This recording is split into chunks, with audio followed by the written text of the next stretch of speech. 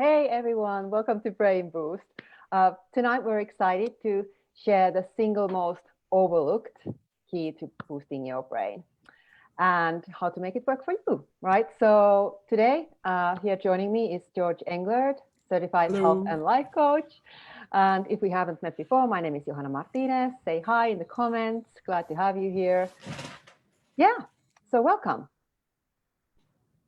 Hi. Hey, everyone. Thanks for joining us for week 9 of Brain Boost, our 10-week live series on boosting cognitive ability. In this series, we've been learning 10 keys to boosting mental abilities and ridiculously easy ways to implement them in your life, no matter how busy or tired you are or where you're starting from. And as we know, feeling overwhelmed is one of the biggest blockers for doing anything. So we've we've really made an effort to keep this as clear, simple, and actionable as possible. So if reducing overwhelm and boosting your brain power sounds good, stick around. Oh, awesome. Thank you so much, George, for the intro. And yeah, as always, we invite you to begin with taking a little pause to think about your personal motivation for doing this. So what is the thing that you get to have? What good thing gets to happen for you, if you have your, sharpest ever brain, right? Or what great things do you get to do if you're really your sharpest self? And I'm curious, what's driving you this week, George? What's that for you? Well, I wish I was as sharp as this sharpest self that you keep bringing up, but making improvement is always better than not doing so. And so, at this point, I just think that I'm gaining that wee bit of momentum that has me loving this path that you and I have created together, and I just want to keep going. Yo, awesome. Oh my gosh. Well, perfect. Let's keep going, right?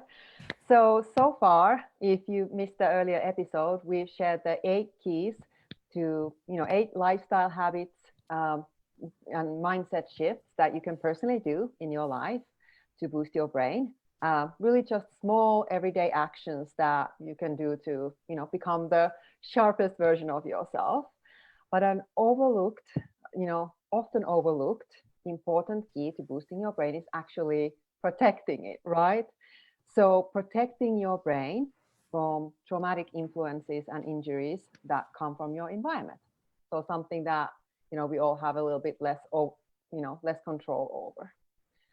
And, you know, when we think about this topic, it really, it's so much more than just, wearing a sports helmet, right? So it really, it's something that, applies to all of us.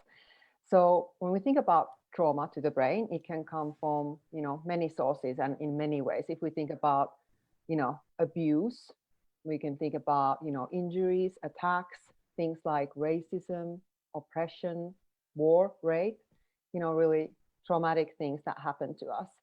And another thing to consider is that trauma, it can happen quickly or it can develop over, a period of time, right? Slowly. Um, and one of the common, traumas that I see working with my clients is burnout coming from neglect. So, some of our needs have been, neglected for an extended period of time.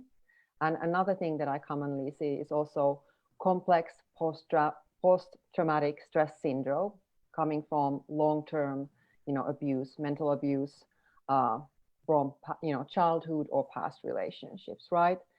So if we think about, how this trauma gets a chance to develop over an extended period of time, it's because it gets overlooked. And an everyday example that's kind of applicable to most of us, I think, something that we can all resonate with is when trauma develops a long period of time, when a person is chronically stressed, right?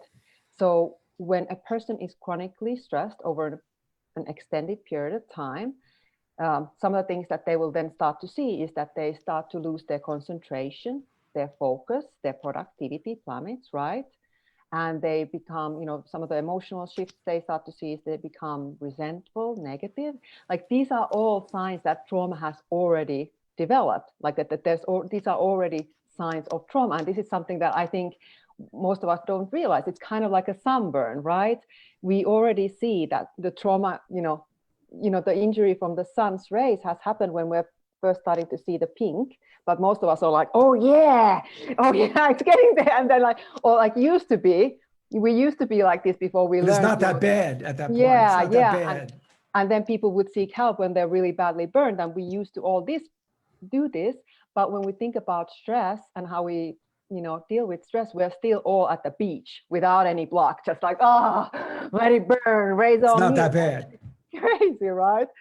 So, looking at things that we can do to boost our brain, like protect our brain. So everyday prevention and protection. And so I like to think of this, and this is something that we do. This is the work we do as coaches. We think about how can we build this holistic helmet to kind of reasonably protect ourselves from all the crap that can happen to us that can really F us up, right?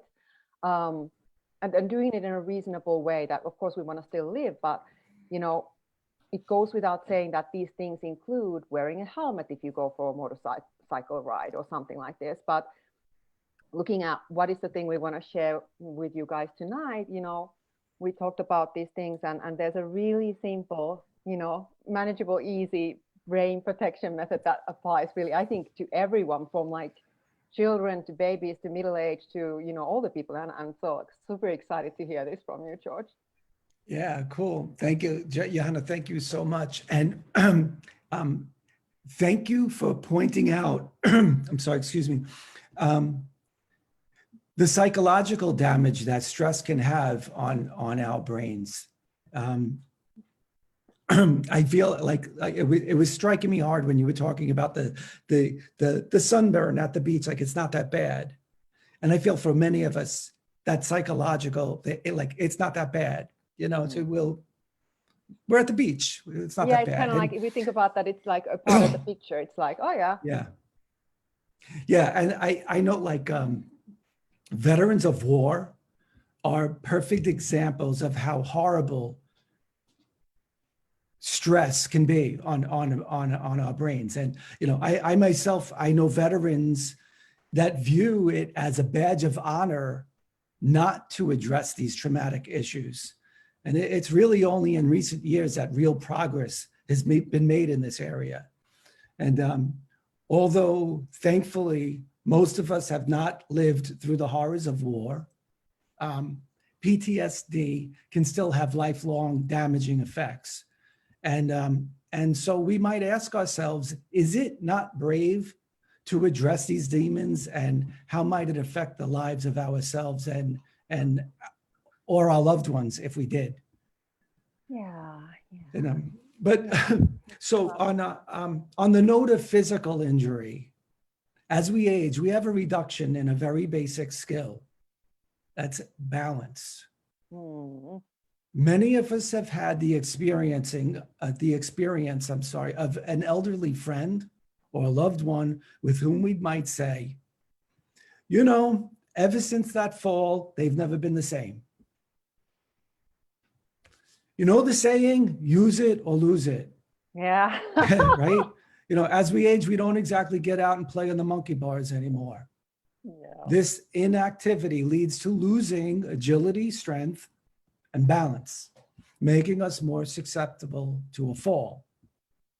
Have that fall, and inactivity is even greater than before, right? We're trying to heal. So now we're doing less. And so you can see this downward spiral. So balance is of vital importance as we age. The good news, it's very simple to improve our balance with very little effort. Of course, yoga and Tai Chi are terrific means. Not everyone's going to go out and take a yoga class or take on a Tai Chi course and change their life this dramatically. But some very simple exercises for a few minutes a day could literally save your life. Mm. Stand near a wall or a counter to brace yourself, and stand on one leg. Move your raised leg in front of you and then gently side to side. Move it behind you and again, side to side. Now repeat this on the opposite side, opposite leg. As you gain confidence, or if you're more advanced, you might want to lean forward, right? Do that exercise, lean backwards, and even lower yourself on that leg. It'll make it stronger, and it's a little bit more difficult to balance there, but just be gentle with yourself, take your time, and do it. 1 to 2 minutes a day will result in you noticing a big difference in your balance. Oh my gosh, thank you so much. I love how manageable that is. That is such a beautiful thing. And I really, I needed to hear this today. I've noticed that, a lot of sedentary being, the last months, right? I think we can all relate to that. And I notice when I do yoga that the balance part is really hard. So I love that. So the call to action to all of us, I'm going to be doing this, is to, when working and just, in the everyday life, lift up that other leg and, hold your balance for a little bit. Take that small action. Do the flamingo, right? I think about, is that the yeah. And so like just that little thing, and how fun it is. You can do this at work, by your desk or at the, kitchen or whenever you're waiting for things. Oh my gosh, this is so wonderful. Thank you so much. Very manageable. Yeah, beautiful. So yeah, what do we have? And next week is our last episode on BrainBoost. What are we going to be sharing next so week? Next week, like you said, it's our last session of the series. And so please join us. We'd love to have you when we are sure to make it all about you.